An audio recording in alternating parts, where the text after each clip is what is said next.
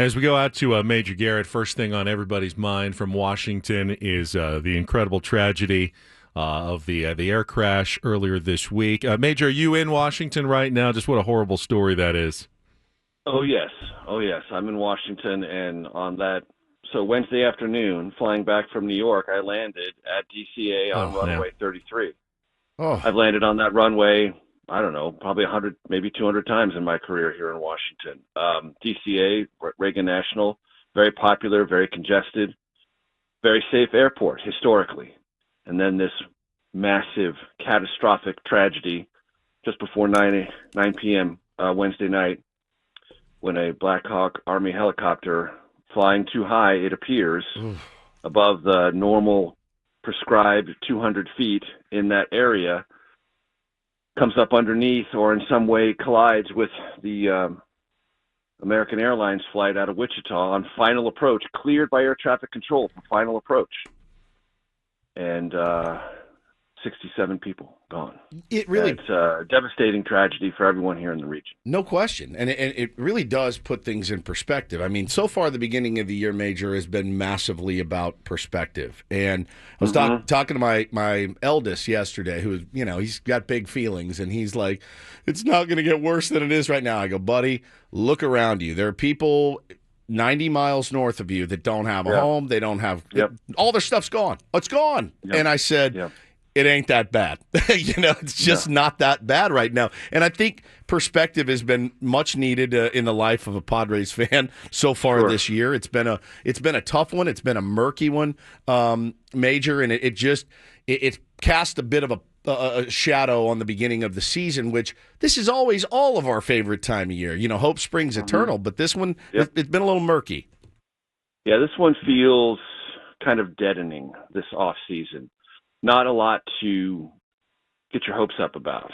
But to your point about perspective, look, I have a good number of friends in the LA area, and all of my friends, their homes survived. But if you read Bill Plaschke's column from a couple of weeks ago in the LA Times, his home survived in the Altadena fire. And if you read that column, it makes something clear that I'm not sure everyone captures, which is even a home that survives, quote unquote, in the fire zone has to be taken down to the studs. Yeah. Why? Because it is riddled with smoke. All the furniture has to be trashed. So, yes, your home survived, but not really. Even if you're a quote unquote survivor, you are decimated. And the LA region is decimated and has been living not only with that tragedy, but the anxiety induced by winds and fears ever since. And I don't think that region will ever, anyone who lived through it or experienced this will ever forget that anxiety or put it aside. Sure. It will live with them forever. So in the grand scheme of things, as people in the sports industry will often tell you, they are in the toy department of life, which means it's discretionary, it's enjoyable, but it is not essential. The things that are essential: family, life, property, sustainability. And we've been reminded this very brutal month here in D.C. for sure, and in Southern California, how fragile all that is.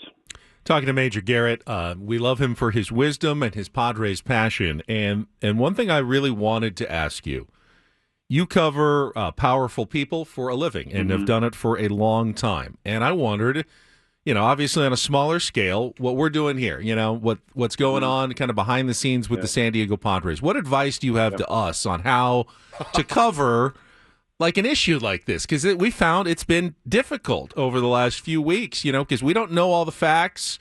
We're not privy to all the documents that are at play in this case, and we don't want to go off the handle and say something that's incorrect or inaccurate. We also don't want to say nothing because it's such a big story. What's your advice on something like this? It's really hard. I don't have pinpoint, precise advice other than to stick with what is in the public record, evaluate things placed in the public record, and do what you can to ask those who are placing those things in public record if there is a broader context that they can share and explain. This is a really hard situation. I remember being on the phone with you the morning that Peter died. Yep.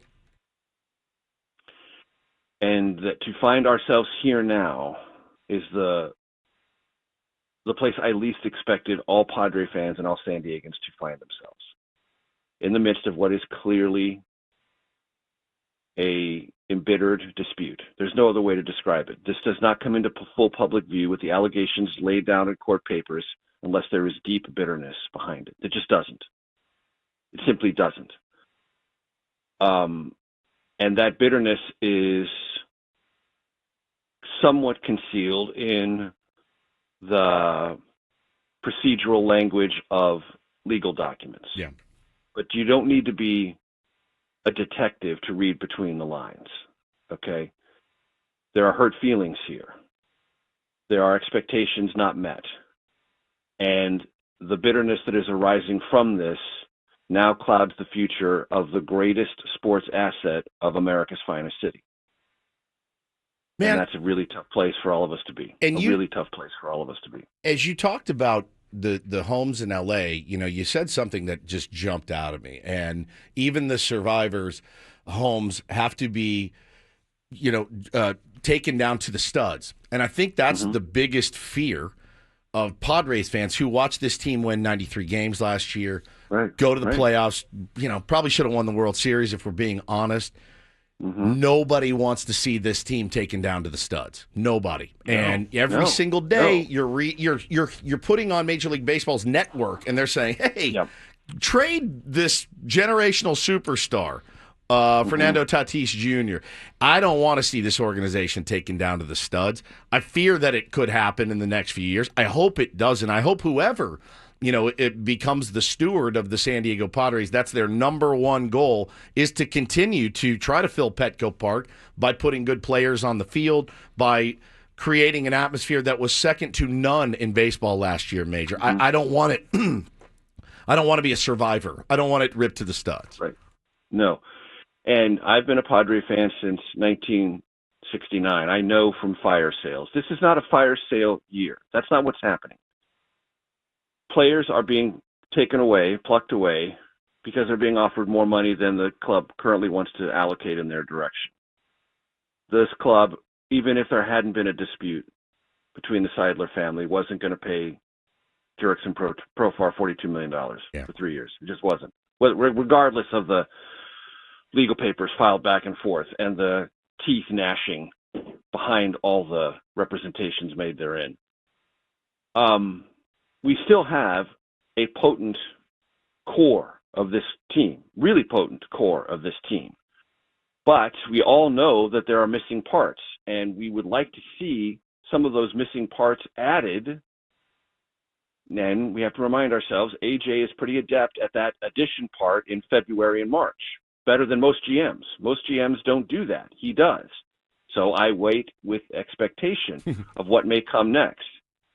But you can't look, for example, at the catching situation and say, well, we've got that solved. We don't. We have someone we've lost complete confidence in and two aging veterans who may or may not have one last bit of lightning in the bottle. Wow, okay. That's not a huge confidence builder. Our rotation is iffy. The infield and outfield is pretty solid. There is a strong core of talent there. But you need a lot of other horses to go up against the Dodgers, the competitively better Giants, and the competitively better Diamondbacks. They've gotten better than we have in the offseason. So it's going to be a stretch. It's going to be hard. This is not as bleak an offseason as I've experienced in my long life as a Padre fan. I've seen far bleaker, so I want to make sure people will understand that. It's not as if this team is being destroyed. It's not as if we are selling off the key assets, but there is anxiety about what the intentions of the ownership group are. And they would do something, they would do themselves well, quite separate from this legal dispute, to be clearer and more emphatic about what their actual intentions are, and remind Padre fans that they're here to stay, as Peter always wanted this club to stay. Does it make sense for Major Garrett as a Padres fan, you hear the rumors, to trade either Dylan Cease or Michael King to try to address some of those, as you said, other needs, or does it make more sense to just hold on to those guys and fill in the margins with obviously, replacement type level players that aren't going to cost too much? So I would not trade Michael King. I don't see any upside benefit for the Padres in that at all. He is far more competitively priced. The arbitration hearing, I don't think, will be that contentious. I know AJ prefers not to go in that direction, but that's the direction it's going to go. It'll be resolved. Dylan is more expensive, and if anything is going to sour a general manager on a promising player, it will be underperforming in the playoffs. And Dylan underperformed. He knows it. Everyone who watched him knows it. And that's something that GMs never forget. And so there's a great line about AJ that he falls in love with players and he falls out of love with players. I don't know if he's fallen out of love with Dylan, but the chances are greater that he has than he hasn't. So I would not be surprised if Dylan Cease were traded. I think there are parts of his game that are super attractive and could pull for us some really important component parts outside of our two absolute lead pipe cinch studs in the minor leagues, DeVries and Salas. It's pretty barren. We need a lot of help there. So these are calculations you have to make. They're hard calculations to make because you cannot play 162 games with a 3.5 person rotation. You just can't. Well, you're making a lot of sense as usual. Major Garrett joins us this morning, and you look for anything to bring a smile to your day. And I got to say, we were going to bring this up later, but I was on X yesterday scrolling around, and I saw just a little video that Fernando Tatis Jr. had posted. He's all smiles. He's walking next to Arise, and he's walking next to Crony, and he's like, "We're back together," and everyone's smiling. Yep. And just for one fleeting second, I went, "Hell yeah." Baseball's coming back. Players are so resilient. They really are. They're so good at compartmentalizing and blocking out all the crap around them. They're not moping. They want to go out and play and compete. And exactly. It gave me one little shred of okay, I'm excited. There's my guys. There's three of my favorites. They're walking together. They're grinning ear to ear. I'm back in. Here we go. Right. And back to perspective. Yes. I don't. You do. You live in San Diego. An amazing, phenomenal place to live. A great, great, great place to live. Trust me. I live in Washington, D.C. Every time I tell anyone here where I grew up, they're like, "Oh, my God, what a great place." I'm like, yeah, it is a great place. Point one. Point two. Crony, Arise, Tatis, Manny, Bogarts, Merrill. That's a pretty good core. It is. Okay? That's not terrible. It's not. You're trying to keep that perspective. I know. You're absolutely right. And it's Petco, one of the greatest places to see a game in America. On the planet. I mean, it really is. Yeah, it is. No doubt. And the energy and the sense of devotion and the sense the players have to be in that building and to play for the fans and the rapport that's there night after night after night, most major league cities would give just about anything for that which we take for granted. Once again, Major Garrett distills it down. Again. Clear-eyed, not overly panicked, but also not, starry-eyed either about the San Diego Padres. We always appreciate your perspective, Major, and appreciate your time anytime you can give it to us. Always a pleasure, gents. Always a pleasure. It's been a hard week. It's been great to talk to you, and look for the bright side of things. Thank you, Major. Best Appreciate to you, buddy. Major Garrett, Chief Washington correspondent for CBS News and our Padres fan in chief on the East Coast with great perspective was the word of that interview. Yeah.